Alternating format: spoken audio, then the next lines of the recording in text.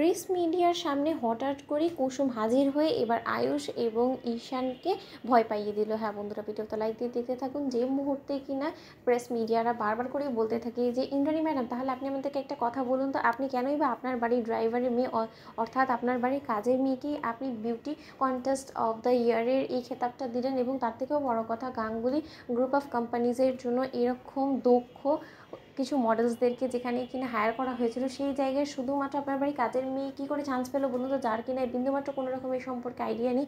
এবং তার থেকেও বড় কথা, এটাকে আমরা ধরে নেবো যে আপনি শুধুমাত্র লোকের কাছে ভালো মানুষের একটা ইমেজ ক্রিয়েট করার জন্যই কাজটা করেছেন। ঠিক সেই মুহূর্তে ইন্দ্রাণী যখন বলতে থাকছে ওয়েট আপনারা কী সব উল্টোপাল্টা কথা বলা শুরু করে দিয়েছেন বলুন তো। ঠিক সেই মুহূর্তে সেখানে ছোটো কাকিমণি এসে দেবলিনাকে বলতে থাকে যে দেবলিনা, এইবার খেলাটা জমে যাবে, কারণ আমি দরজাটা খুলে এসেছি এবং কুসুম এদিকেই আসছে, কিছুক্ষণ পর একটা বোমা ফাটবে, তুমি দেখে নিও। ঠিক সেই মুহূর্তেই যখন ইন্দ্রাণী গাঙ্গুলিকে আবারও প্রশ্ন করা হয়, তাহলে কি আপনি আপনার বাড়ির কাজের মেয়েকে আপনার কোম্পানির রেপুটেশন বাড়ানোর জন্য ব্যবহার করছেন? ঠিক সেই মুহূর্তেই সেখানে হঠাৎ করে কুসুম এসে হাজির হয় এবং কুসুম বলতে থাকে সকলের সামনে নিউজ মিডিয়ার লোকেদেরকে যে একদম চুপ। ঠিক সেই মুহূর্তে কুসুমকে দেখা মাত্রই আয়ুষ এবং ঈশানের হোশ উড়ে যায় এবং দেবলীনা বলতে থাকে যে আন্টি, এবার তো আমার যে স্তর সইছে না যে কখন যে তামাশাটা শুরু হবে। ঠিক সেই মুহূর্তেই এই কুসুমকে যখন রিপোর্টার্সরা বলতে থাকে যে ম্যাডাম আপনার আসতে এতটা দেরি হলো কেন, এবং তার থেকে বড় কথা আপনি আজকে শো স্টপার, আপনি আজকে ব্র্যান্ড অ্যাম্বাসেডার হিসেবে আমাদের কাছে ব্রিফিং দেবেন, তার শর্তে আপনি এতটা লেট কী করে হয়ে গেলেন বলুন তো। ঠিক সেই মুহূর্তে আয়ুষ বলতে থাকে যে সর্বনাশ করেছে এই মেয়েটা, যদি আজকে মায়ের সামনে উল্টোপাল্টা কোনো কিছু বলে বসে বা ও যদি উদ্ভট আচরণ করা শুরু করে দেয় তাহলে তার রক্ষে থাকবে না। অন্যদিকে ঈশান বলতে থাকে যে আরে জাদুঘর, তোমার আসার কী প্রয়োজন ছিল বলো, তা তুমি এখানেই বা কী করে এলে।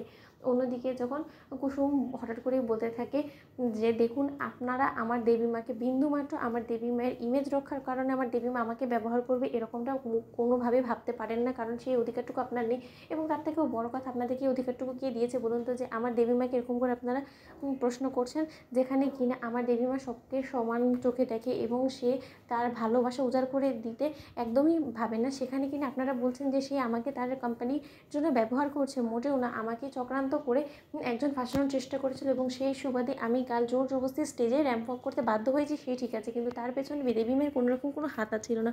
অন্যদিকে যখন আয়ুষ বলতে থাকে যে এটা কী করে হতে পারে, মেয়েটা হঠাৎ করে সুস্থ সবল স্বাভাবিকভাবে কী করে কথা বলছে, যেখানে কিনা ও কিছুক্ষণ আগেও তো ঠিকভাবে দাঁড়াতে পারছিল না তোর ভরসা ছাড়া ঈশান। ঠিক সেই মুহূর্তে দেবলীনা বলতে থাকে যে আন্টি, এই মেয়েটা হঠাৎ করে পাল্টে খেয়ে গেলো কী করে বলো তো, ওর সেন্স কী করে ফিরে এলো? কিছুক্ষণ আগে তো ও কোনোভাবেই নিজের হোশে কথা বলছিল না, ওকে রীতিমতো সামলাতে হিমশিম খাচ্ছিল আয়ুষ এবং ঈশান। অন্যদিকে ইন্দ্রাণী বলতে থাকে যে দেখুন, আপনাদের যা কিছু প্রশ্ন করেন আপনারা চাইলে আমাদের ব্র্যান্ড অ্যাম্বাসেডারকেই প্রশ্ন করতে পারেন, আমি আশা করবো যে ও আপনাদের সঠিক উত্তরটা দিতে পারবে, কারণ আপনাদের যদি আমাকে নিয়ে সন্দেহ থাকে তাহলে সন্দেহটা দূর হয়ে যাবে। তো বন্ধুরা, লাইক এবং শেয়ার করে সাবস্ক্রাইব করতে ভুলো না।